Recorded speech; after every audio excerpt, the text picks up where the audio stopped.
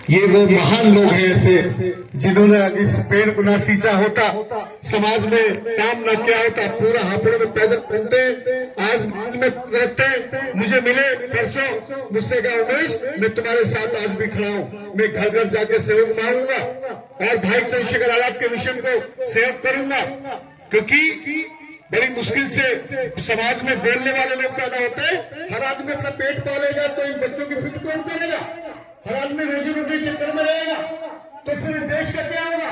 Brand हो जाएगा। जैसे पहले कभी था वही होगा। इस देश में फिर महिलाओं को कोई अधिकार नहीं होगा। महिलाओं को पैर की जूती, भोग का साधन, उपहास का साधन, बच्चे पैदा करने वाली मशीन समझा जाता था। सती क्या था इस देश में। और विधवा महिलाओं को दूसरी शादी करने का अधिकार नहीं था। विधवा महिलाओं को अच्छे कपड़े पहनने का अधिकार नहीं था। मजदूरों को मजदूरी मांगने का हक नहीं था और घंटे तय नहीं थे। जब तक मालिक चाहे तब तक काम करना पड़ता था। बोलने का अधिकार नहीं था। अच्छे मकान बनाने का अधिकार नहीं था। सड़कों पे रास्तों पे सुबह शाम चलने का अधिकार नहीं था। ये तो संविधान आया तो इंसान बनने का अवसर मिला। संविधान आया तो जिस महिला को पैर की जूती के समझते थे, जिस महिला को सती करते थे, सती करते समय उसके हाथ पैर बांध के चिता पर हत्या करते थे और उसकी चीख पुकारों को ढोल नगाड़ों से बजा के, ढोल नगाड़ों से उसकी चीख को दबा दिया करते थे। उसी महिला को बाबा साहब ने आजाद किया और राजा बनने का मौका दिया। उसी बाबा साहब की इस देश में कोई फोटो फाड़ दे तो क्या आक्रोश नहीं आता? इन बहन बेटी को ये गुस्सा नहीं आता? हमारे बाबा साहब कोई फोटो कैसे फाड़ सकता है? कोई हमारे बाबा साहब की मूर्ति पर कैसे पहुंच सकता है? क्यों? क्योंकि मतदान है।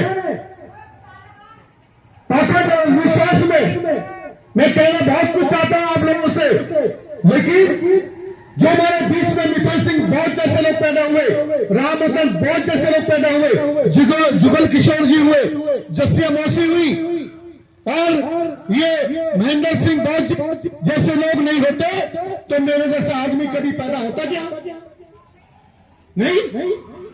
हमारी पहली ड्यूटी है, कब बदलेगा, कैसे बदलेगा, कौन प्रधानमंत्री बनेगा ये कोई नहीं जानता। हमारी पहली ड्यूटी है जो विचार हमारे महापुरुषों ने पैदा किया मानवता के लिए, उस विचार को अगली आने वाली पीढ़ी में ट्रांसफर करना चाहिए। बाबा साहब ने कहा था जिस समाज के प्रचारक होते हैं वो समाज भी मर जाता है। प्रचारक जिंदा है तो समाज भी जिंदा रहेगा। भाई चंद्रशेखर आजाद ने कितनी कुर्बानियां की हैं। भीम पाठशाला खोलने का क्या सजा मिली उनको? 16 महीने जेल में डाल दिया और उसे रोज कहा गया ये भीम पाठशाला बंद करेगा। उन्होंने कहा और खोलूंगा और लड़ूंगा तुम्हारे खिलाफ। जो हमारे बाबा साहब की विचारधारा को मिटाएंगे हम उनको मिटा देंगे। तो जिसके बदले पुलिस वालों ने उनके पैर के हाथ के नाखून उखाड़े, कभी आएंगे हापुड़ में तो उनके हाथ के नाखून देखना। उनकी रीढ़ की हड्डी तोड़ दी, उसमें बहाल है, जबड़ा तोड़ दिया और 4 गोली मारी गई, इत्तेफाक से बच गए।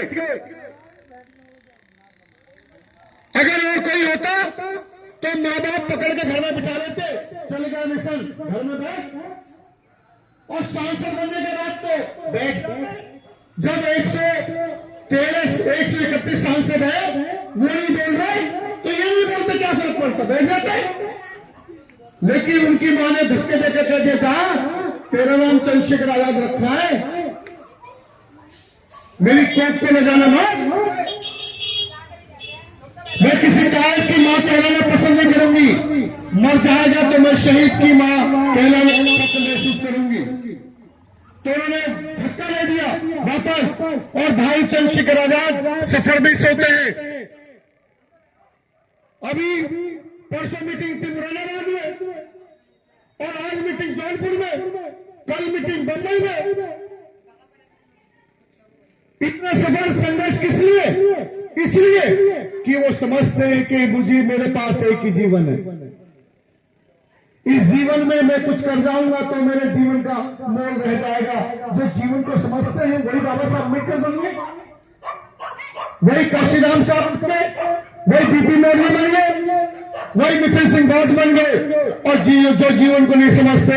मुझे बड़ा दुख होता है, हमारे समाज के जवान बच्चे शराब पी के घूमते हैं, क्योंकि उनको कोई जागरूक करने वाला नहीं है।